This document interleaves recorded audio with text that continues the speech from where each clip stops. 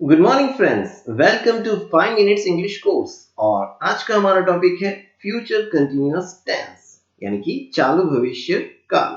तो आइए समझते हैं क्या है चालू भविष्य काल। जब कोई क्रिया भविष्य में हो रही होगी, करने में आ रही होगी, ऐसी संभावना जब व्यक्त करनी हो और भविष्य की क्रिया के बारे में कहने हेतु या फिर संभावना व्यक्त करने हेतु जो वाक्य बोले जाते हैं तो वह चालू भविष्य काल को निर्देश करते हैं, जिसे हम फ्यूचर कंटिन्यूअस टेंस कहते हैं। जिसमें हम सकारात्मक वाक्य यानी कि अफर्मेटिव सेंटेंसेस की वाक्य की रचना इस स्ट्रक्चर के अनुसार करते हैं, जिसमें सब्जेक्ट पहले आता है, उसके तुरंत ही बाद विल हेल्पिंग वर्ब का उपयोग होता है और उसके बाद हेल्पिंग वर्ब बी का उपयोग होता है और क्रिया शुरू है, कंटिन्यूअसली चल रही है, यह दर्शाने हेतु मुख्य क्रियापद के साथ हम आईएनजी का उपयोग करते हैं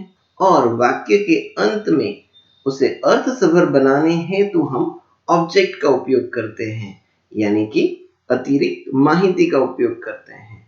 तो देखते हैं पहला वाक्य। कल इस समय में चाय पी रहा होऊंगा। I will be drinking tea tomorrow at this time।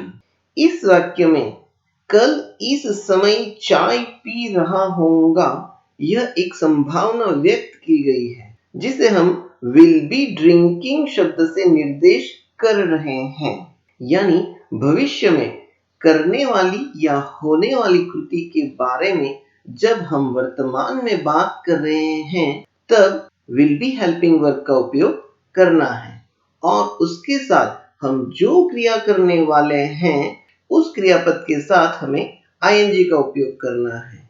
यानी इस वाक्य में क्रियापद है ड्रिंक और उसके साथ हमने ing का उपयोग किया है, जिसका अर्थ पी रहा होऊंगा। फ्यूचर कंटिन्यूअस टेंस यह सिर्फ भविष्य की संभावना व्यक्त करने हेतु उपयोग में लिया जाता है। तो देखते हैं दूसरा वाक्य। कल यह पक्षी आकाश में उड़ रहा होगा। Tomorrow this bird will be flying in the sky। उसी तरह से शाम को तू ये नॉवेल पढ़ रहा होगा। You will be reading this novel in the evening।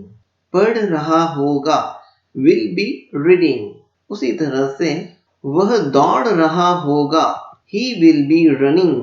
जैसे इस वाक्य में हमने दौड़ रहा होगा यह संभावना भविष्य के लिए व्यक्त की है, तो उसे इंग्लिश भाषा में will be running इस तरह से हम एक्सप्रेस करेंगे या फिर कहेंगे। उसी तरह से शाम को मैं केक खा रहा होऊंगा। I will be eating a cake in evening। इस वाक्य में खा रहा होऊंगा का अर्थ इंग्लिश में होता है will be eating। उसी तरह से नकारात्मक वाक्य यानी कि नेगेटिव सेंटेंसेस, जिसका स्ट्रक्चर कुछ इस तरह से है।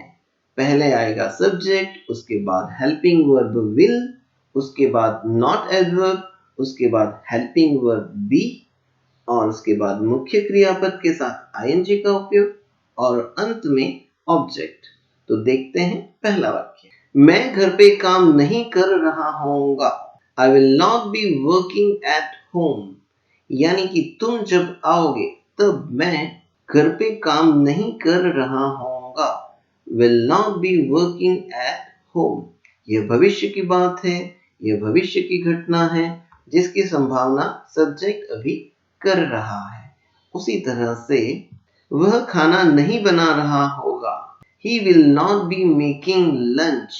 यह भी एक भविष्य की संभावना है जिसमें खाना नहीं बना रहा होगा, यानी कि will not be making lunch। उसी तरह से मैं कविता नहीं गा रहा होऊंगा। I will not be singing a poem। यानी will not be singing का अर्थ है कविता नहीं गा रहा होऊंगा। उसी तरह से वह उसकी राह नहीं देख रहा होगा। He will not be waiting for him। यानी यह क्रिया नहीं कर रहा होगा। यह जब कहना हो तब हमें will not be का उपयोग करना है। उसी तरह से वह खा नहीं रहा होगा, he will not be eating। will not be eating मतलब खा नहीं रहा होगा। उसी तरह से प्रश्नात्मक वाक्य यानी कि इंटरोगेटिव सेंटेंसेस, यानी जब भविष्य के बारे में जब हमें कुछ प्रश्न पूछने हैं तब हमें यह स्ट्रक्चर को फॉलो करना है, जिसमें विल हेल्पिंग वर्ब का उपयोग हम पहले करेंगे, उसके तुरंत ही बाद सब्जेक्ट, उसके तुरंत ही बाद हेल्पिंग वर्ब बी और मेन वर्ब के साथ आईएनजी और अंत में ऑब्जेक्ट। तो देखते हैं पहला वाक्य, क्या वह चाय पी रहा होगा? Will he be drinking tea? जब भी हम प्रश्न पूछना चाहते हैं या फिर प्रश्नात्मक वाक्य की रचना करना चाहते हैं फ्यूचर कंटीन्यूअस टेंस के अंतर्गत, तब हमें विल सब्जेक्ट बी का उपयोग करना है, उसके बाद क्रियापद का उपयोग करना है आईएनजी के साथ और लास्ट में ऑब्जेक्ट का। सो इसी तरह से हम वाक्य बनाएंगे। तो देखते हैं दूसरा वाक्य, क्या वो कुछ बोल रहा होगा? Will he be speaking something? क्या तू कुछ गा रहा होगा? Will you be singing something? क्या वह दौड़ रहा होगा? Will he be running? जब हमें भविष्य को लेके कोई संभावना व्यक्त करनी हो तब हम फ्यूचर कंटीन्यूअस टेंस का उपयोग करेंगे। क्या वह केक खा रही होगी?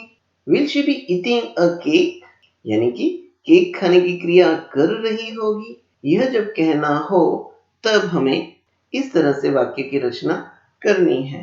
इस तरह से हमें क्या कोई घटना घटित हो रही होगी, यह जब हमें पूछना हो तो हम इस तरह से वाक्य की रचना करेंगे। तो मैं आशा रखता हूं कि आपको चालू भविष्य काल के वाक्यों की रचना कैसे करनी है यह समझ में आ गया होगा। तो मिलते हैं इसके बाद के वीडियो लेक्चर में, जिसका नाम है फ्यूचर परफेक्ट टेंस यानी कि पूर्ण भविष्य काल।